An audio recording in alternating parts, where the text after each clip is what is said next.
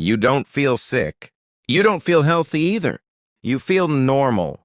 You eat rice again today, like yesterday, like last week, like last year, and nothing seems wrong. But deep inside your body, something is being trained, not punished, not damaged, trained. Your hormones are learning a routine, and once hormones learn something, they don't forget easily. Imagine this. Two people eat the same bowl of rice, same portion, same time. One feels calm, satisfied, energized. The other feels sleepy, hungry again soon, mentally dull. Same food, completely different internal response. Why? Because rice doesn't act alone. It reacts to the body it enters. This is why the question isn't, is rice good or bad?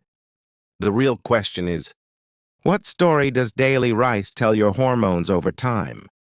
And that story changes everything. Let's step back for a moment. For thousands of years, rice fed civilizations. It supported long workdays, high movement, sunlight, low stress. Rice was fuel after effort. Today, rice is fuel without effort.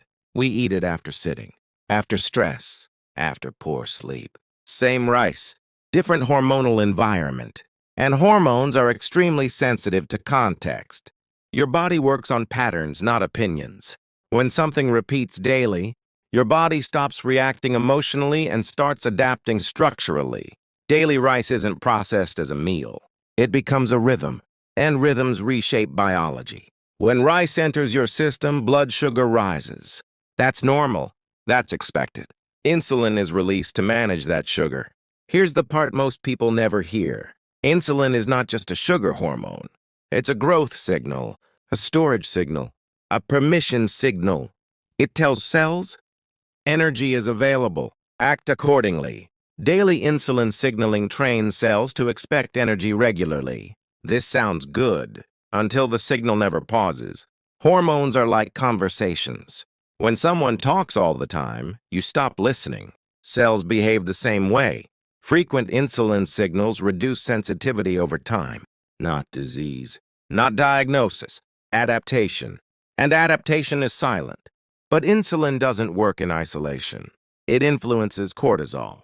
Cortisol controls alertness, stress response, and energy release. When blood sugar rises fast and drops fast, cortisol compensates. That compensation feels like afternoon fatigue, irritability, random cravings. You don't feel stressed. Your hormones are stressed.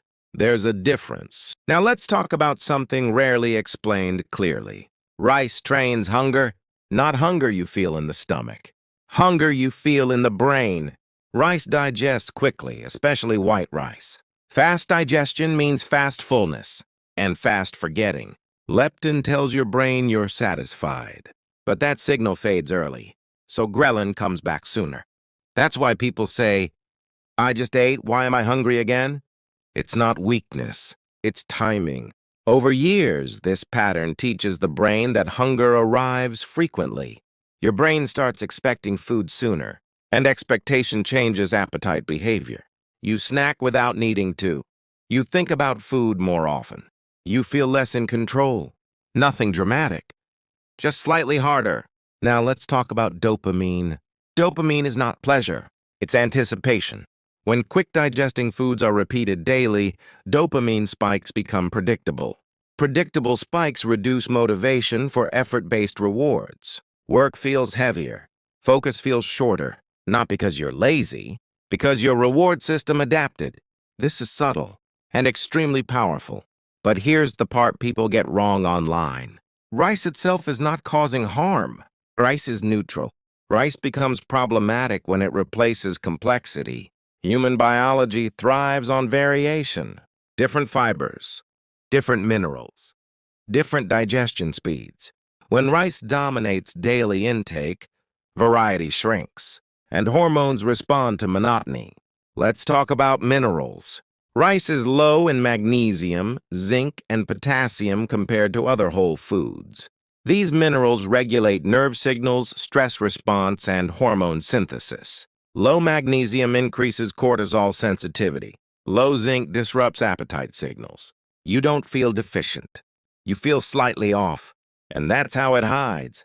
Now let's talk about sleep. Eating rice at night increases serotonin temporarily. This can feel relaxing, but rapid digestion late at night can lower blood sugar during sleep. That triggers nighttime cortisol release. You wake up tired, not because you slept less, but because your stress hormones interrupted deep sleep. Again, subtle. Now here's where rice actually helps. Rice is gentle on digestion. Low gut irritation means lower immune activation. Lower immune activation protects hormone balance. For people with gut sensitivity, rice reduces digestive stress. Less digestive stress equals better hormonal stability. This is why removing rice completely backfires for some people. Rice also supports thyroid function indirectly. When calories are too low, thyroid hormones drop. Rice provides safe calories.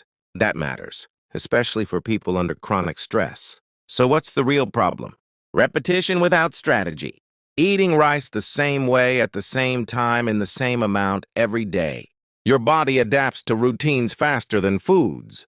Here's a powerful shift most people never make. Eating vegetables before rice. Fiber first slows glucose entry. Insulin response becomes smoother. Cortisol stays lower. Same meal, different hormone message. Protein with rice changes insulin behavior. Protein tells the body, this energy is for repair, not storage. This alters how glucose is used. Muscles benefit. Brain benefits. Fat with rice slows digestion. That reduces energy crashes. It supports hormone production. Hormones are made from fat. Removing fat while eating carbs creates imbalance. Timing matters too. Rice after movement signals recovery. Rice without movement signals storage. This is not about weight. It's about metabolic direction. Studies observing populations that eat rice daily show something important. Problems don't come from rice. They come from refined rice eaten without fiber, protein, and activity. Traditional diets paired rice with vegetables, legumes, and movement. Modern diets pair rice with sitting and stress. Same food, opposite signals. Here's the uncomfortable truth. Most people don't feel unhealthy. They feel not optimal. And that state lasts years.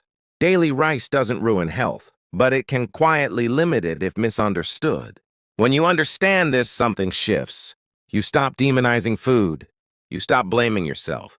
You start designing signals, and the body responds quickly when signals change.